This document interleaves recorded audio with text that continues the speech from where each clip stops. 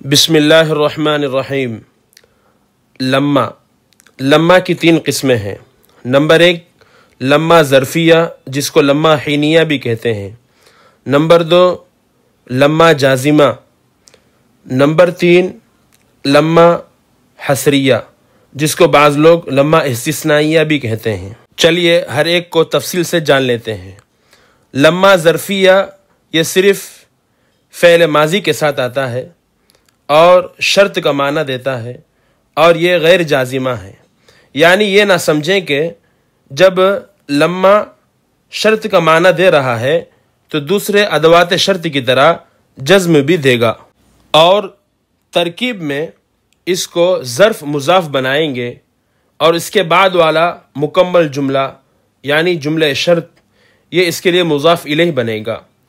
مضاف اپنے مضاف الیہ سے مل کر جواب شرط کے لیے مفعول فیہ بنے گا، جیسے اللہ تعالیٰ قرآن میں فرماتے ہیں اعوذ باللہ من الشیطان الرجیم فلما جاءہم ما عرفوا کفروا بہ۔ ترجمہ، سو جب آیا ان کے پاس وہ جو وہ پہچانتے تھے تو انہوں نے اس کا انکار کر دیا۔ ترکیب، فا حرف عطف ہے، لما ظرفیہ اس میں شرط غیر جازمہ اور یہ مضاف ہے، جاء فعل ہم مفعول به مقدم، ما اسم موصول، عرفو فعل بفاعل۔ عرفو فعل اپنے فاعل سے مل کر ما موصول کے لیے صلہ، ما موصول اپنے صلے سے مل کر جاءہم فعل کے لیے فاعل مؤخر، فعل اپنے فاعل اور مفعول به سے مل کر جملہ شرط ہو کر مضاف الیہ، مضاف اپنے مضاف الیہ سے مل کر بعد میں جو جواب شرط آ رہا ہے یعنی کفروا بہ اس کا مفعول فیہ۔ کفروا بہ، کفروا فعل بفاعل، بہ اس کا متعلق، فعل اپنے فاعل اور متعلق سے مل کر جواب شرط، شرط اپنے جواب شرط سے مل کر جملہ شرطیہ ہوا۔ یاد رکھیں کہ لما ظرفیہ کا فعل شرط اور جواب شرط دونوں فعل ماضی ہوتے ہیں، جیسا کہ اس آیت میں جاءہم فعل شرط یہ بھی فعل ماضی ہے اور کفروا جواب شرط یہ بھی فعل ماضی ہے۔ اسی طرح دوسری مثال اللہ تعالیٰ فرماتے ہیں اعوذ باللہ من الشیطان الرجیم وَلَمَّا جَاءَهُمْ رَسُولٌ مِّنْ عِندِ اللَّهِ مُصَدِّقٌ لِّمَا مَعَهُمْ نَبَذَ فَرِيقٌ مِّنَ الَّذِينَ أُوتُوا الْكِتَابَ۔ اس آیت میں جاءہم یہ فعل شرط ہے اور نبذ فریق من الذین اوتوا الکتاب یہ جواب شرط ہے، اور لما ظرفیہ مضاف ہے اور فعل شرط یہ مضاف الیہ، مضاف اپنے مضاف الیہ سے مل کر مفعول فیہ ہوا، نبذ فعل جواب شرط کا۔ اس آیت میں بھی اگر آپ غور کریں گے لما ظرفیہ کا فعل شرط اور جواب شرط دونوں فعل ماضی ہیں، اس لیے میں نے شروع میں کہا لما ظرفیہ مضاف کو پہچاننے کا آسان طریقہ یہ ہے کہ اس کے بعد فعل ماضی آتا ہے۔ اسی طرح قرآن میں اللہ تعالیٰ فرماتے ہیں تیسری مثال وَلَمَّا دَخَلُوا عَلَى يُوسُفَ آوَى إِلَيْهِ۔ اس آیت میں لما ظرفیہ مضاف ہے اور حینہ کا معنی دے رہا ہے، یعنی اردو میں جب جس وقت کا معنی دے رہا ہے۔ دخلوا علی یوسف فعل شرط مضاف الیہ، لما ظرف مضاف اپنے مضاف الیہ سے مل کر مفعول فیہ ہوا، جواب شرط آوا الیہ کا جو بعد میں آ رہا ہے۔ نمبر 2 لما جازمہ۔ لما جازمہ یہ لما فعل مضارع کے ساتھ آتا ہے اور فعل مضارع کو جزم کرتا ہے، لم حرف نفی کی طرح۔ لم اور لما میں معنوی اعتبار سے فرق یہ ہے کہ لم فعل مضارع پر داخل ہو کر فعل مضارع کو فعل ماضی منفی کے معنی میں بدل دیتا ہے، جیسے لم یذهب زید نہیں گیا، اور لما فعل مضارع کو فعل ماضی منفی کے معنی میں بدلنے کے ساتھ ساتھ یہ بھی بتاتا ہے کہ یہ کام ابھی تک نہیں ہوا ہے، جیسے لما یضرب زید عمرا، زید ابھی تک عمر کو نہیں مارا، یعنی لم کی نفی میں زمان ماضی کا استغراق نہیں ہوتا، جیسے لم یضرب زید نہیں مارا، مسئلہ ختم۔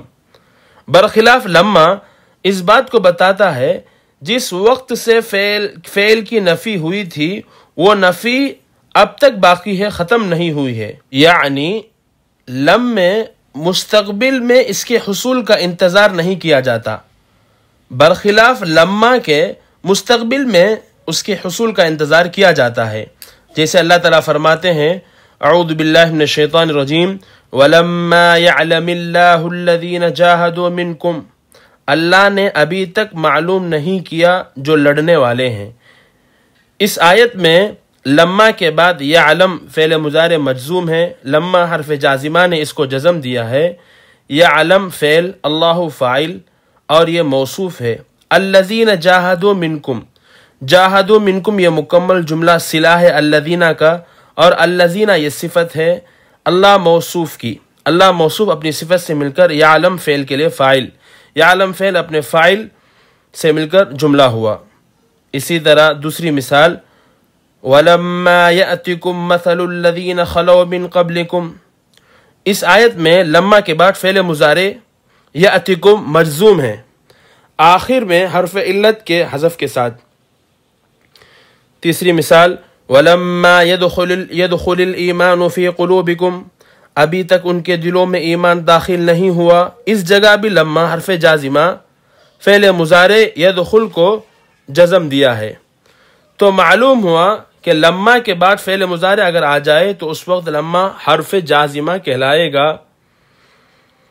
نمبر 3 لما حرف حصر، جس کو لما استثنائیہ بھی کہتے ہیں، جبکہ لما کے بعد اسم آ جائے فعل کے بجائے، جیسے اللہ تعالیٰ فرماتے ہیں ان کل نفس لما علیہا حافظ، ترجمہ نہیں ہے کوئی نفس یعنی جان مگر اس پر ایک نگہبان، یعنی ہر جان پر اللہ نے ایک نگہبان مقرر کر رکھا ہے۔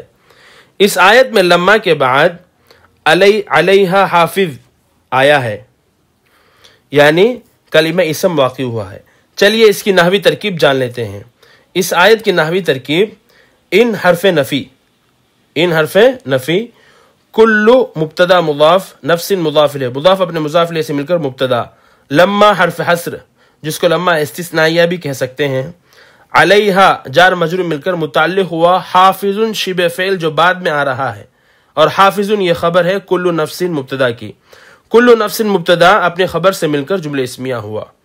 اس جگہ لما کے بعد علیہا حافظ کلمہ اسم کا وقوع ہوا ہے، نہ کہ فعل کا، لہٰذا یہ لما حرف حصر کہلائے گا۔ تو خلاصہ درس یہ نکلا کہ اگر لما کے بعد فعل ماضی آ جائے تو لما ظرفیہ شرطیہ اسمیہ کہلائے گا، اور ترکیب میں اس کو مضاف اور بعد والے جملے کو مضاف الیہ بنا کر جواب شرط کا متعلق یعنی مفعول فیہ بنائیں گے۔ اور اگر لما کے بعد فعل مضارع آ جائے تو لما حرف جازمہ کہلائے گا نہ کہ اسمیہ، پھر اس کا شمار حروف جازمہ میں سے ہوگا۔ اور اگر لما کے بعد کلمہ اسم واقع ہو تو یہ لما حرف حصر کہلائے گا، الا کی طرح جس کو استثنائیہ بھی کہتے ہیں۔